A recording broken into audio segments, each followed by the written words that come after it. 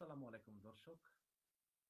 বাংলাদেশে আবার শুরু হয়েছে এই হিন্দুদেরকে নিয়ে নতুন ষড়যন্ত্র। ৫ই আগস্ট হাসিনা পালিয়ে যাওয়ার পর থেকে ভারতীয় বিভিন্ন মিডিয়া অনবরত প্রোপাগান্ডা চালিয়েছিল যে বাংলাদেশে হিন্দু নির্যাতন হচ্ছে। কিন্তু বিভিন্ন সংবাদ সংস্থা এমনকি ভারতেরও বিভিন্ন ভালো যে মিডিয়াগুলো আছে তারা দেখিয়েছে যে আসলে বাংলাদেশে ওইভাবে হিন্দু নির্যাতন হয়নি। তো এক পর্যায়ে ভারত চুপ করে গেল। তারপর আবার শুরু হলো চিন্ময় কৃষ্ণদাসকে নিয়ে নতুন নাটক। এটাও শেষ হলো। এখন আবার এই ২-৪ দিন ধরে নতুন করে আবার শুরু হয়েছে বাংলাদেশে হিন্দু নির্যাতন প্রসঙ্গ। এটার উদ্দেশ্য একটাই, বাংলাদেশকে একটা ব্যর্থ রাষ্ট্র, একটা জঙ্গি রাষ্ট্র করে দেওয়ার ষড়যন্ত্র। এবং এর পিছনে ইন্ধনদাতা হচ্ছে হিন্দু থাকতে পারে, মুসলমান থাকতে পারে। জেনে হোক না জেনে হোক তারা এই ফাঁদে পা দিচ্ছে। তো আমি বিশেষ করে যে এই লালমনিরহাট সদর থানায় যে হিন্দু নাপিত ফ্যামিলি বাবা এবং ছেলে নির্যাতন এবং তারপরে ধর্ম অবমাননার অভিযোগে তাদেরকে জেলে ঢুকানো এবং খিলক্ষেতে যে মন্দির, সেই মন্দির নিয়েও বিস্তারিত আমি আলোচনা করব। তার আগে একটা কথা বলি। কথা হচ্ছে কি, আমার নাম কাজী হেমায়েতুদ্দিন মিশন। আমি একটা মুসলিম পরিবারে জন্মগ্রহণ করেছি এবং জন্মগ্রহণ করার পর আমার বাবা আমাকে শিখিয়েছে যে মুসলমান ধর্ম সত্য ধর্ম, আল্লাহ এক অদ্বিতীয়, তার আর অন্য কোনো মাবুদ নাই এবং হজরত মোহাম্মদ সাল্লাল্লাহু আলাইহি ওয়াসাল্লাম আমাদের একমাত্র রাসূল। তো আমি সেভাবে বিশ্বাস করি। আমার বাবা ৫ ওয়াক্ত নামাজ পড়তো। আমিও ধর্মকর্ম পালন করার চেষ্টা করি। সবসময় পারি না বা চেষ্টা করি, বিশ্বাস করি। এবং আমার কাছে মনে হয় যে ইসলাম ধর্মই শ্রেষ্ঠ ধর্ম। পাশাপাশি আমার বন্ধু দেবাশিস, সেই দেবাশিস জন্ম নিয়েছে একটা হিন্দুর ঘরে এবং সেই দেবাশিসও দেখেছে যে তার বাবা নিয়মিত মন্দিরে যায়, ধর্মকর্ম করে এবং দেবাশিসের বাবা দেবাশিসকে শিখিয়েছে যে হিন্দু ধর্মই হচ্ছে আদি ধর্ম, শ্রেষ্ঠ ধর্ম। এখন দেবাশিসের বিশ্বাস দেবাশিসের কাছে, আমার বিশ্বাস আমার কাছে। এখন সেই দেবাশিস যদি বলে যে মুসলমান ধর্ম খারাপ, মুসলমান ধর্মের এই সমস্যা সেই সমস্যা, তাহলে আমার হৃদয়ে কষ্ট লাগে না? লাগে তো। ঠিক তেমনি আমিও যদি দেবাশিসকে বলি যে তোর ধর্ম এইটা সেইটা ভালো না, তোরা এই করস সেই করস, মিথ্যা, তখন ওই দেবাশিসের মনেও কষ্ট লাগে। এবং আমরা উভয়ই মানুষ, শুধু দুইটা ভিন্ন ভিন্ন বিশ্বাস। যে ভিন্ন ভিন্ন বিশ্বাসের সমন্বয়ে সকল ধর্মের মানুষরা ইউরোপ আমেরিকায় একসঙ্গে বসবাস করতেছে, কোনো সমস্যা হচ্ছে না। এই আমার এলাকায় মসজিদের পাশেই মন্দির, কোনো সমস্যা হয় না। সব সমস্যা শুধু এই বাংলাদেশে যতটুকু না সমস্যা তার চেয়ে বেশি সমস্যাগুলো ভিতরের কিছু ব্যক্তি এবং বাইরের কিছু শক্তি উস্কানি দিয়ে এসব করাচ্ছে এবং আমরা জেনে হোক না জেনে হোক সেই ফাঁদে পা দিচ্ছি। আমরা কোনো মতেই কোনো ধর্মের বিরুদ্ধে কেউই কোনো কথা বলার জন্য অ্যালাউ না। না মুসলমান, না হিন্দু, না খ্রিস্টান, না বৌদ্ধ, না ইহুদি। যার যার ধর্ম তার তার কাছে। আমি অনেক চোখে দেখেছি, বহু মুসলমান দেখেছি মানে অত্যন্ত অসৎ, বহু হিন্দু দেখেছি অত্যন্ত অসৎ, আবার বহু মুসলমান দেখেছি খুবই সৎ, হিন্দু দেখেছি খুবই সৎ। ধর্ম কোনো বিষয় না, যে ভালো সে ভালো, যে খারাপ সে খারাপ। তো আমি বিষয়টা এইভাবে দেখি। আমি আমার বিষয়টা ক্লিয়ার করলাম। আমার কাছে কে মুসলমান কে হিন্দু কোনো বিষয় না, আমি সবাইকে সমানভাবে দেখি। অ্যাজ লং এজ আপনি সৎ হন, আপনি নিষ্ঠাবান হন, আপনি মানবিক হন, উদার হন, পরোপকারী হন এবং সৎ পথে আপনি আয় করেন, আপনি হিন্দু না মুসলিম এটা আমার দেখার বিষয় না, আমি কখনো দেখিও না। এটা হচ্ছে আমার ডিসিশন। আমি কখনোই মুসলমানদেরকে হিন্দু চাইতে বড় মনে করি না, আবার হিন্দুদেরকে মুসলমান চাইতে বড় মনে করি না। আমার কাছে সবাই সমান। বাট আমি মুসলমান, আমি আল্লাহ বিশ্বাস করি, ধর্মকর্ম পালন করি, বাট মানুষ হিসাবে আমার কাছে হিন্দু মুসলিম সব এক। এটা আমি যা মনে করি তা বললাম। এখন আসেন, অনেকে বলতেছেন যে ভাই লালমনিরহাটে যেই পিতা পুত্র তারা চুল কাটতো, তাদেরকে হিন্দু, দুই হিন্দু ধর্মাবলম্বী বাবা এবং ছেলে, তাদেরকে ইসলাম ধর্ম অবমাননার দায়ে একদল মুসলমান মেরে পিটিয়ে তাদেরকে থানায় সোপর্দ করলো। তো এখানে আমি বলেছি যে ঘটনা মিথ্যা। অনেকে বললেন যে ভাই আপনি কোন হিসাবে বলেন, আপনি কিন্তু জানেন না, আপনি তো সেখানে দেখেননি। এখানে কিছু কিছু যুক্তি আজকে আমি তুলে ধরবো। যদিও সোশ্যাল মিডিয়াতে অনেকেই এসব বিষয়ে কথাবার্তা বলতেছে, কিন্তু আমি মনে করি যে সোশ্যাল মিডিয়াতে এসব বিষয়ে আসলে কথাবার্তা বলা আর উস্কানি দেওয়া হচ্ছে, মানে এটা খুবই মারাত্মক, এটা খুবই ক্ষতিকর এবং এতে অনেক কিছু ঘটে যেতে পারে। আজকাল তো সব জায়গায় মব কালচার চলতেছে। আবার অনেকেই দেখি বলতেছে, বিশেষ করে ডক্টর ইউনুসের প্রেস সেক্রেটারি শফিকুল আলম, তিনি বলতেছেন যে মব মব না, এগুলা এগুলা ক্ষোভের বহিঃপ্রকাশ। আরে ভাই, শেখ হাসিনাও কিন্তু এই গণজাগরণ মঞ্চ করেছিল, তখন শেখ হাসিনাও বলতেছিল যে মানুষ ক্ষোভের বহিঃপ্রকাশের কারণে এই গণজাগরণ মঞ্চ গঠন করে জামাতের নেতাদের ফাঁসি চায়, জামাতের লোকেরা যুদ্ধপরাধ করেছে, ওদের ফাঁসি চায়। তো এই গণজাগরণ মঞ্চ, এমরানের সরকার, তারপরে লাকি আক্তার, পিনাকি ভট্টাচার্য, এই এরা মিলে করলো কি, গণজাগরণ মঞ্চ করলো। বিচার চায় না, ফাঁসি চায়। তারপর কি হলো, প্রথম ফাঁসি হলো কাদের মোল্লার। যে কাদের মোল্লা কত ছাত্র ইউনিয়ন, বামপন্থী দল, সে কাদের মোল্লার ফাঁসি হলো, যিনি কিনা যুদ্ধপরাধের ধারেও নাই, কাছেও নাই। সালাউদ্দিন কাদের চৌধুরী, তিনি ছিলেন মুক্তিযুদ্ধের সময় পাকিস্তানে, তার ফাঁসি হলো। তারপরে মীর কাসেম, তিনি ছিলেন আমেরিকাতে, তার নামে মামলা হলো। অনেকে বললো যে আপনি দেশে যায়েন না। মীর কাসেম বলছে আমি তো কোনো অপরাধ করিনি। দেশে আসলেন, তাকে ফাঁসি দেওয়া হলো, তার সন্তান আরমানকে গুম করা হলো।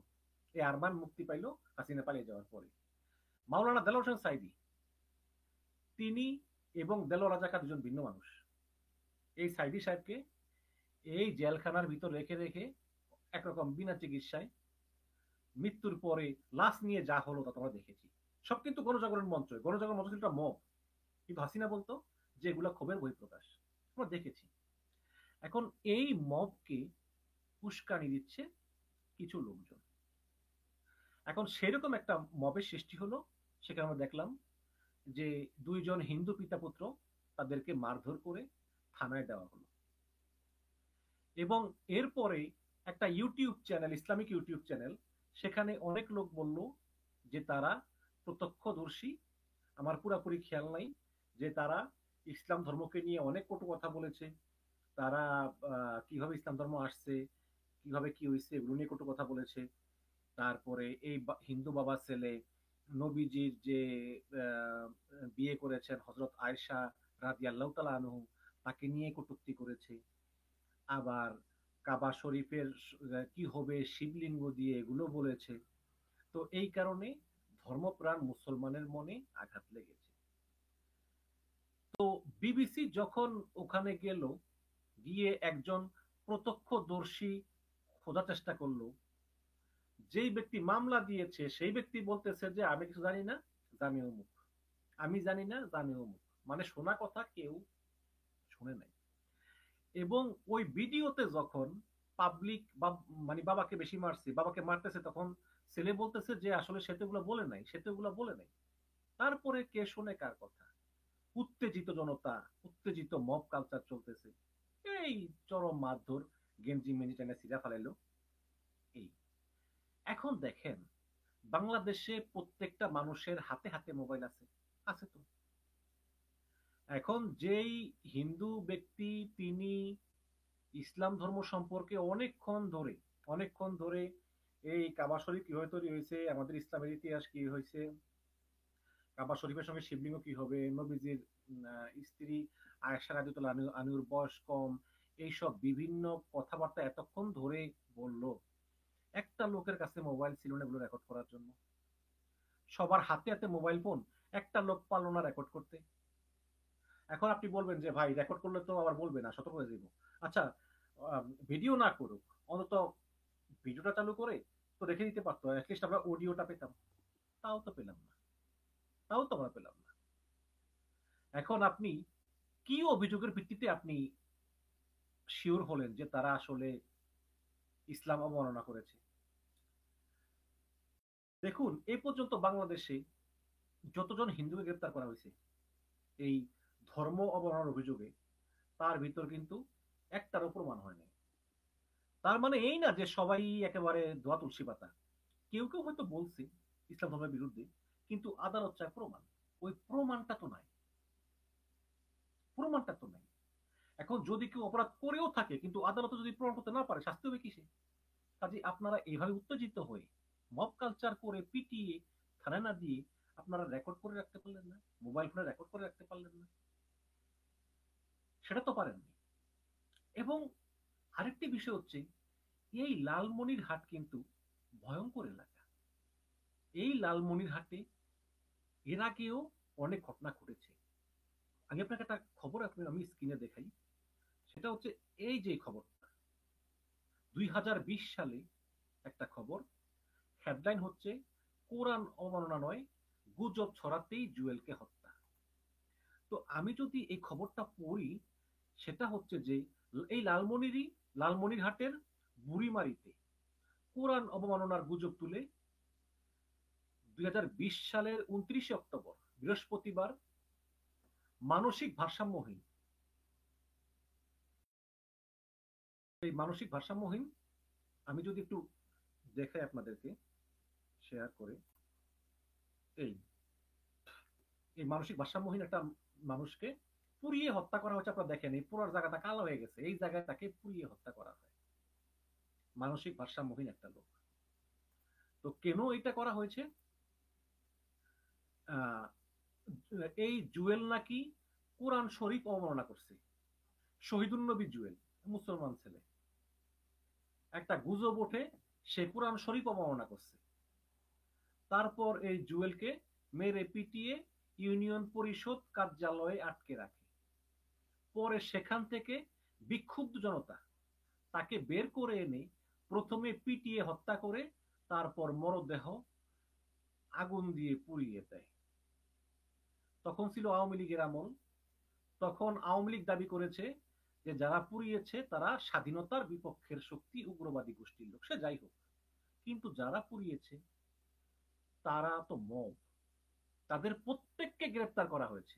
এবং তারা পুলিশকে বলছে যে আমরা অমুকের কাছ থেকে শুনছি সে কোরআন শরীফের অবমাননা করছে। কিভাবে শিওর হলেন? তো অমুকে বলছে, অমুকে বলে অমুকে বলছে, অমুকে বলে অমুকে বলছে, কিন্তু বাস্তবে এই ধরনের কোনো ঘটনাই ঘটে নাই। সে মসজিদে নামাজ পড়তে ঢুকছিল, তারপর হয়তো তার যেহেতু সে মানসিক ভারসাম্যহীন, সে একটু মনে হয় তার আচার আচরণটা একটু অস্বাভাবিক লাগছে, এই কারণে কোরআন শরীফ অবমাননার অভিযোগ তুলে তার গায়ে আগুন ধরিয়ে দেয়। তো এই হচ্ছে গিয়ে এই এই লাল এই লালমনিরহাটের ঘটনা। তো এখন আপনারা দেখেন এই লালমনিরহাটে এই ঘটনা, এই শহীদুল নবী জুয়েলকে প্রকাশ্যে আগুন লাগিয়ে, আচ্ছা কোরআন শরীফ অবমাননা, ধর্মকে অবমাননা, এগুলোর জন্য বাংলাদেশে স্পেসিফিক আইন আছে। বাংলাদেশে ধর্ম অবমাননার বিচারে যে শাস্তি হয়, সেই শাস্তি পাওয়াই তো তাদের উচিত যদি সে ধর্ম বর্ণনা করে।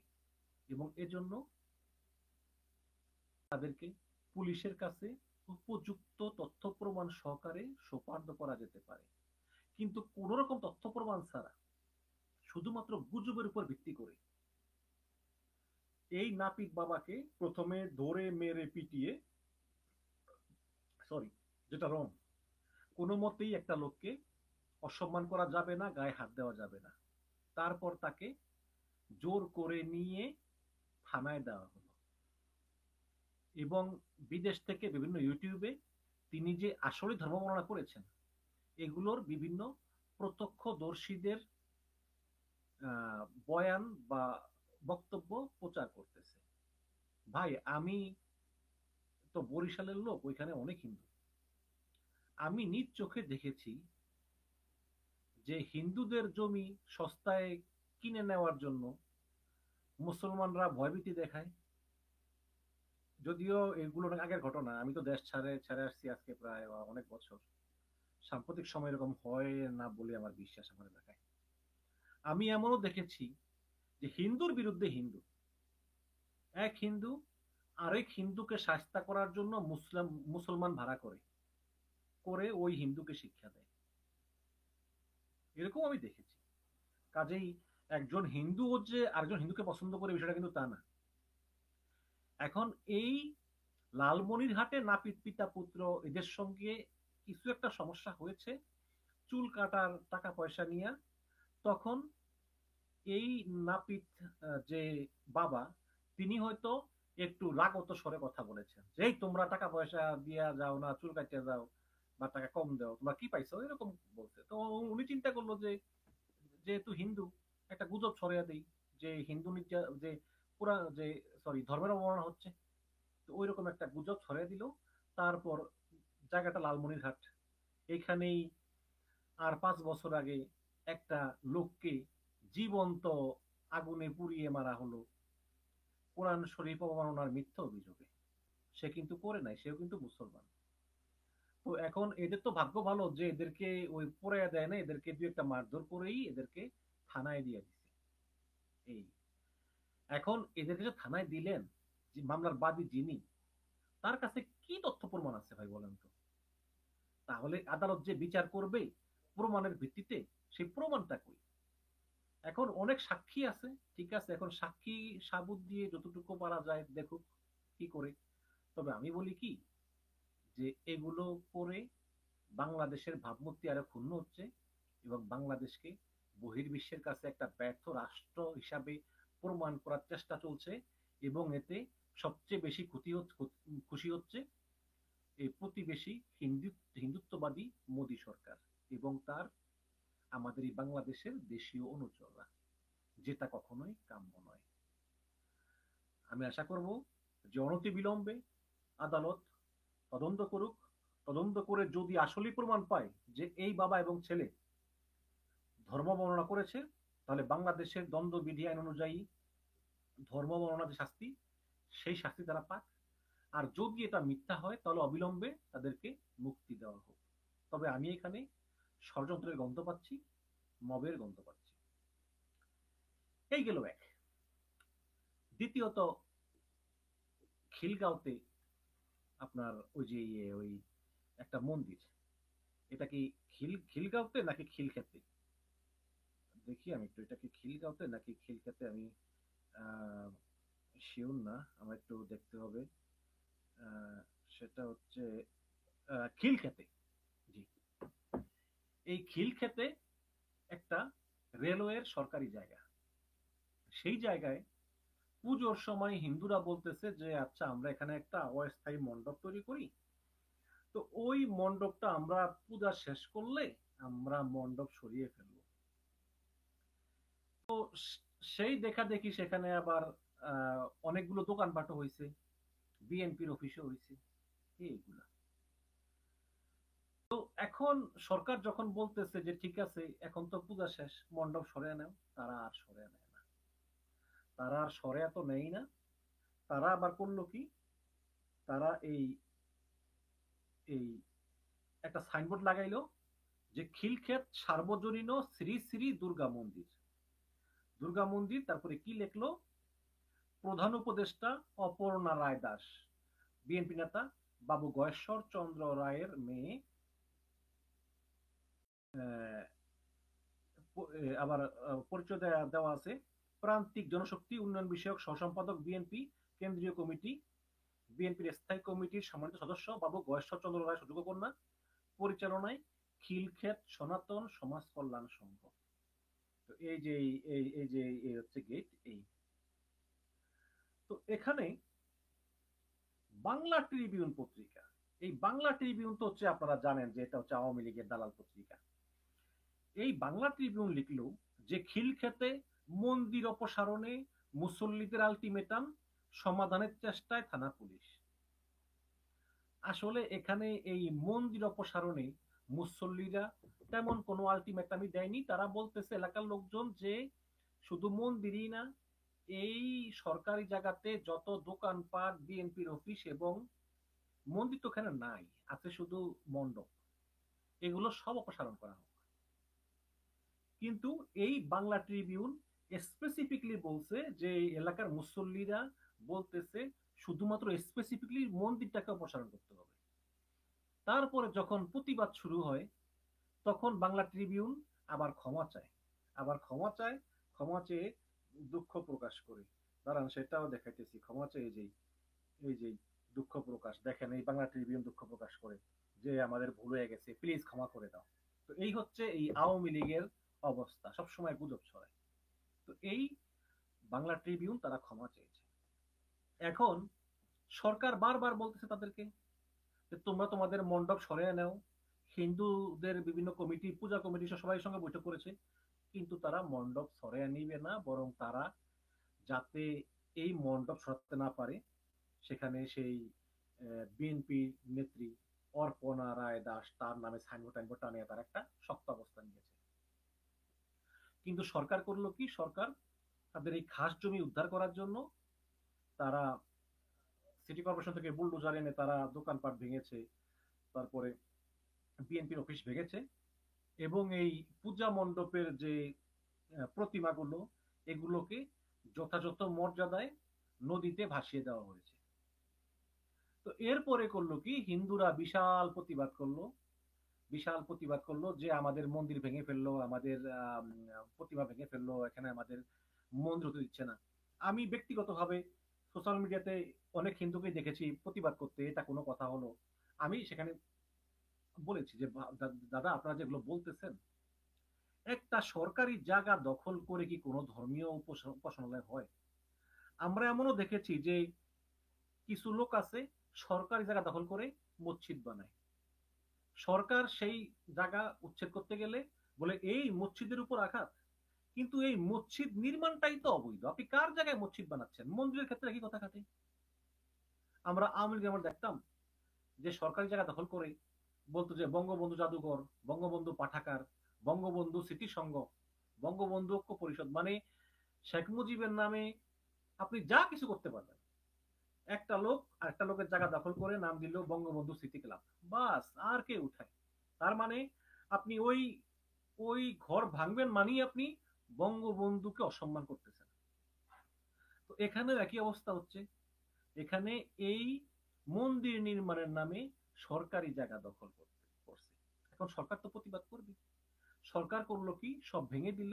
ভেঙে দেওয়ার পরে কিছু হিন্দুরা তারা প্রতিবাদ শুরু করলো, এবং সেই প্রতিবাদের রেশ ভারতেও চলে গেল। ভারতের মিডিয়া বলতেছে আহায় মন্দির ভাঙিয়ে ফেলাইলো, কিন্তু এখানে কোনো মন্দিরই নাই, এখানে একটা প্রতিমা ছিল, এবং সেই প্রতিমাকে যথাযোগ্য মর্যাদায় নদীতে ভাসিয়ে দেওয়া হয়েছে হিন্দু ধর্মের নিয়ম অনুযায়ী, কারণ হিন্দুরা ওইটাই করে, তারা ওই পূজা শেষ হলে মণ্ডপকে কিন্তু নদীতেই ভাসিয়ে দেয়। এই তবে একটা জিনিস বুড়ো, সেটা হচ্ছে যে আপনারা তো বলতে পারেন যে ভাই বর্তমান সরকার তো অবৈধ কিছু করে নেই, এটা খাস জায়গা, সরকার বারে বারে আলটিমেটাম দিছে, দেওয়ার পরে ওরা মানে নাই, সরকার তার জায়গা উদ্ধার করার জন্য যা যা প্রয়োজন তারা করছে। কিন্তু সমস্যা হচ্ছে কি, মনে করেন যে এই সরকার তো যারা চালায় তারা তো রাজনীতিবিদ না। যেমন ফজলুল কবির চৌধুরী, উনি হচ্ছে ওই যে রেল রেল মন্ত্রণালয় দায়িত্বে আছেন। তো ওনারা তো রাজনীতিবিদ না, ওনারা তো আমলা। ওনারা বুঝেন সোজা পথ, বাঁকা পথ বুঝেন না। কিন্তু আজকে যদি একটা পলিটিক্যাল গভর্নমেন্ট ক্ষমতা থাকতো, তাহলে তারা বুঝতো যে যদিও এটা রেলের জায়গা, যদিও এটা সরকারি জায়গা, আবার হিন্দু সম্প্রদায় বলতেছে যে এখানে মন্দির হবে, আমরা এটা ভাঙতে দিব না। এই বিষয়গুলো আসলে এত সহজ সরল না, এইখানে গভীর ষড়যন্ত্র আছে। সুতরাং এই পলিটিক্যাল গভর্নমেন্ট থাকলে হয়তো কি, বিভিন্ন হিন্দু ধর্মের লোকদের সঙ্গে বৈঠক করে একটা অল্টারনেটিভ সলিউশন বের করত। যদিও বর্তমান সরকার কিন্তু কোনো অন্যায় করে নাই, সরকারি জায়গা তারা উদ্ধার করছে, কিন্তু এর ভিতরেও কথা আছে, কারণ বাংলাদেশ তো এটা, তাই না? বাংলাদেশে সব জিনিস একেবারে ব্ল্যাক হোয়াইট না, এখানে অনেক মারপেট আছে। তো পলিটিক্যাল গভর্নমেন্ট থাকলে তারা ঠিকই হিন্দুদের সঙ্গে আলোচনা করে একটা সলিউশন বের করত। তো আমি আজকে অনেক হিন্দুদেরকে বললাম সোশ্যাল মিডিয়াতে যে দেখেন, আপনাদের যদি মন্দিরের দরকার হয় তাহলে হবে, বাংলাদেশে তো প্রচুর মন্দির আছে, হাজার হাজার মন্দির, প্রচুর আরো মন্দির হবে, কিন্তু সেটা সরকারের সঙ্গে কথাবার্তা বলে, সরকারের অনুমতির ভিত্তিতে তারপর সেই মন্দিরটা হলে ভালো হয় না? একটা জায়গা, আচ্ছা, মন্দিরে মন্দিরে মানুষ কেন যায়? পুণ্য অর্জন করার জন্য। মসজিদে কেন যায়? পুণ্য অর্জন করার জন্য। সেই মন্দির বা সেই মসজিদ যদি জোর জবরদস্তি করে আরেকজনের জায়গা দখল করে তৈরি করা হয়, তাহলে সেই মসজিদ বা মন্দিরে পুণ্য অর্জনের জন্য গিয়ে আপনি কি পুণ্য পাবেন বলেন তো? পাবেন না তো। এইসব বিষয়গুলো আসলে পাবলিক বুঝে না। এই কারণে আমি আগেও আহ্বান জানিয়েছি, এখনো আহ্বান জানাই, যে যদি আপনারা দেখেন যে কোথাও ধর্ম গণনা হচ্ছে, এটা দেশে আইন আছে, এখন হাসিনা সরকার নাই, আইন অনুযায়ী তার বিচার হবে। আপনারা হয়তো প্রমাণ দিতে পারেন, প্রমাণ দিয়ে বা পুলিশকে সহায়তা করতে পারেন। কিন্তু এই যে মব কালচার করা, নিজের হাতে তুলে নেওয়া আইন, সোশ্যাল মিডিয়াতে উস্কানি দেওয়া, এগুলো করলে কিন্তু হিতে বিপরীত হতে পারে, তাই না? আজকে যদি সত্যি সত্যি এরকম 2020 সালে জুয়েলের মতো এমন পোড়ানো হয়, এটা কিন্তু খুবই ন্যাক্কারজনক। কারণ মব যখন জাগ্রত হয়, তখন এই মব যে কত ভয়ঙ্কর হয়, এই মবের পাল্লায় যে পড়েছে সেই বুঝেছে। এরা কোনো প্রমাণ মানে না, আদর্শ মানে না, নীতি মানে না, এরা একটা রই উঠছে যে অমুকে ওইটা করছে, ধর তারে, সঙ্গে সঙ্গে অ্যাকশন শুরু হয়ে গেল। এবং বাংলাদেশে এই ধরনের অশিক্ষিত, স্বল্প শিক্ষিত মানুষের সংখ্যা অনেক বেশি, যারা বুঝেই হোক না বুঝে হোক এগুলো করে, পরে পুলিশের কাছে ধরা পড়লে কান্নাকাটি করে বলে আমায় ক্ষমা করে দাও, আমি বুঝতে পারিনি, ততক্ষণে কিন্তু ওই মানুষটা পুরে শেষ হয়ে গেল।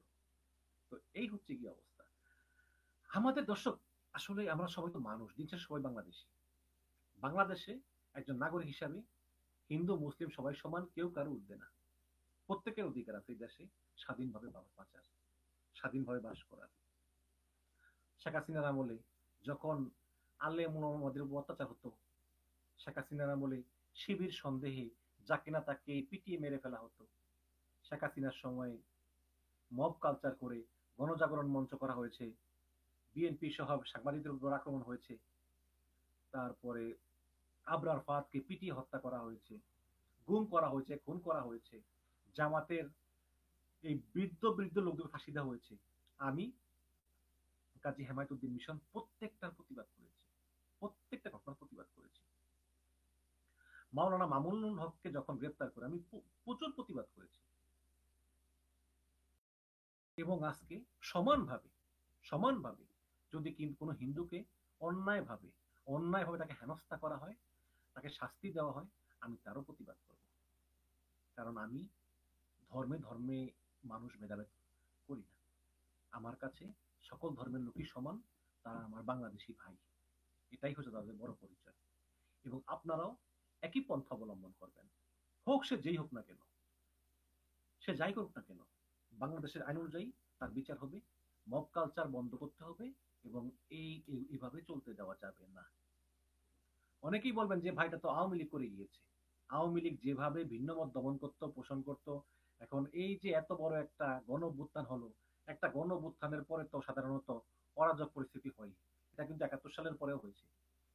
যে মুক্তিযোদ্ধারা মুক্তিযুদ্ধ করেছে, তারাই যুদ্ধ শেষ হওয়ার পরে ডাকাতি শুরু করেছে, এরকম হয়। তো এই জন্য অবশ্যই আমি আওয়ামী লীগকে দায়ী করবো। কারণ আমরা যে একটা সুন্দর একটা গণতান্ত্রিক সিস্টেম পেয়েছি, যে এক সরকার 5 বছর থাকবে, তারপর তত্ত্বাবধায়ক সরকার আসবে, আবার নির্বাচন দিবে, এই সিস্টেমটা ধ্বংস করেছে কে? আওয়ামী লীগ করেছে।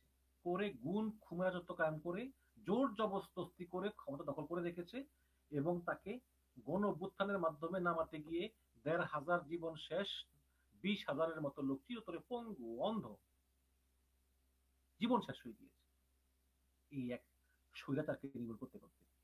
কাজে আসুন, আমরা হিন্দু, বাংলার হিন্দু, আমরা মুসলিম, বাংলার মুসলিম, আমরা ঐক্যবদ্ধ হয়ে শপথ নেই, আমরা মিলেমিশে থাকবো, এমন যাতে এমন ভাবে থাকবো ঐক্যবদ্ধ হয়ে, যাতে ওই পলাতক লীগ তার দোসর যে ভারতের হিন্দুত্ববাদী সরকার, তারা যাতে কোনো প্রকার ষড়যন্ত্র করে সফল না হয় এবং আমাদের এই ঐক্যের ভিতরে ভাঙ্গন সৃষ্টি করতে না পারে। সবাইকে ধন্যবাদ। আল্লাহ হাফিজ।